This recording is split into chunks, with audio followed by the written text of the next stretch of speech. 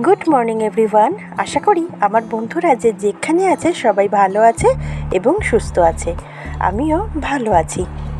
আজও সকাল সকাল উঠে পড়েছি। উঠে পড়ে দাঁত মেজে চা খেয়ে এক গাদা জামা কাপড় ছিল, সেগুলি কাচাকুচি করে স্নান সেরে এসে রান্না বসালাম। প্রথমেই দেখো টিফিনটা করে নিলাম। আজকে টিফিনে ডিম টোস্ট বানিয়েছিলাম। আর কালকে এক দিদি, সেই দিদির মেয়ের দোকানের বানানো ফ্রাইড রাইস দিয়ে গেছিলো রাত্রিবেলা, তো সেইটাও গরম করে নিয়েছিলাম। একসাথে টিফিনটা খাওয়া হয়েছে। ফ্রাইড রাইসটা না খুব সুন্দর বানিয়েছিল দিদির মেয়ে। তো দেখো ডিম টোস্ট সবাইকে দিয়ে দিলাম খেতে, আমিও খেয়ে নিয়েছি। নিয়ে ওই যে বলেছিলাম দেখো কালকের একটা পার্সেল এসছে, এই তেলের বোতলগুলি কিনেছি।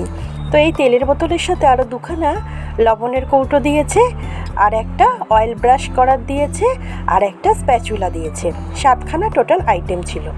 তো তারপরে দেখো রান্নাটা বসিয়ে ফেললাম। ওদিকে মিস্ত্রি দাদারা কাজ করছে। প্রথমেই বসিয়ে দিলাম কুদ্রি আলু ভাজাটা। তো কুদ্রি আলু ভাজাটা কিছুটা হয়ে যাওয়ার পরে একটু লবণ আর একটু মিষ্টি অ্যাড করে ফেললাম পরিমাণ মতন, দিয়ে আর একটু ভাজা ভাজা করে লাল লাল করে নামিয়ে রেখেছি। তারপরে বসিয়ে দিয়েছিলাম পেঁপে আলু চিংড়ি মাছ দিয়ে তরকারি। আর সবশেষে করেছি আজকে ভেটকি মাছের পাতুরি, নারকেল সর্ষে আর রসুন বাটা করে। তো পাতুরিটা আমি আমার যে শর্টস চ্যানেলটা আছে সেইটার জন্য করেছিলাম, এখানেও আপলোড করেছি, তোমরা দেখতে পাবে। তবে মেনলি শর্টসের জন্যই করেছিলাম, ওই জন্য একটু ছবিটা ছোট হয়ে গেছে। তো দেখো পেঁপে আলুটা ভালো করে লাল লাল করে এইভাবে ভেজে নিচ্ছি। তো ভেজে এবার তুলে রাখবো। পেঁপে আলুটা লাল লাল করে ভেজে নিয়েছি। আর তারপরে আদা রসুন বাটা, টমেটো, চিংড়ি মাছ, হলুদ গুঁড়ো, লঙ্কার গুঁড়ো, পরিমাণ মতন লবণ, মিষ্টি দিয়ে ভালো করে মশলা কষিয়ে নিয়ে ভেজে রাখা পেঁপে আলুটা দিয়ে আর একটু ভালো করে কষিয়ে নিয়ে জল অ্যাড করে দিয়েছিলাম। এবার পেঁপে আলুটা যেহেতু আগেই ভেজে নিয়েছিলাম, ওই জন্য বেশিক্ষণ সিদ্ধ করতে হয়নি। অল্প সিদ্ধতেই পেঁপেটা খুব সুন্দর সিদ্ধ হয়ে গেছিলো। আর নামানোর সময় ঘি গরম মশলা দিয়ে ফেলেছিলাম। তরকারিটা বসিয়ে চলে এসেছিলাম এদিকে বিছানা তুলতে। বিছানার চাদরটা একটু ময়লা হয়ে গেছিলো, 2-3 দিন তোলা হয়নি। আসলে যেহেতু বাড়িতে সিমেন্ট বালির কাজ হচ্ছে, পাথরের মেশিনের কাজ হচ্ছে, ওই জন্য না প্রচণ্ড ধুলোবালি। একটা বিছানার চাদর যদিও আমি 5-6 দিনই পাতি, কিন্তু 3 দিনও যাচ্ছে না, এত বালি বালি হয়ে যাচ্ছে।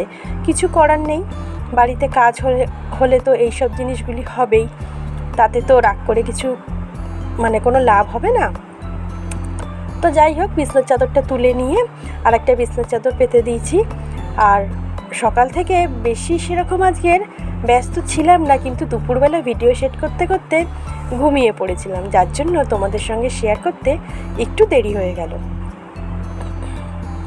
তো দেখো পেঁপে আলুটা বেশ সুন্দর করে কষিয়ে নিয়েছি। তো তারপরে দেখো জলটা অ্যাড করে ফেললাম। বাটিটার মধ্যে যেহেতু ভেজে রেখেছিলাম, তো সেই কারণে বাটিতে অনেকখানি তেল ছিল। আর আসলে আমরা গৃহবধূরা কী করি বলো তো, যেখান থেকে যতটা সাশ্রয় করা যায় সেটাই তো সবসময় চিন্তা করি। সেটা ঘরের জিনিসে হোক, টাকা পয়সা হোক, যাই হোক না কেন, কিন্তু আমাদের চিন্তাধারাটাকে সাপোর্ট করার মতন কেউই নেই। হয়তো ভাবে আমরা হয়তো সবসময় খরচা করার জন্যই উঠে পড়ে লাগি।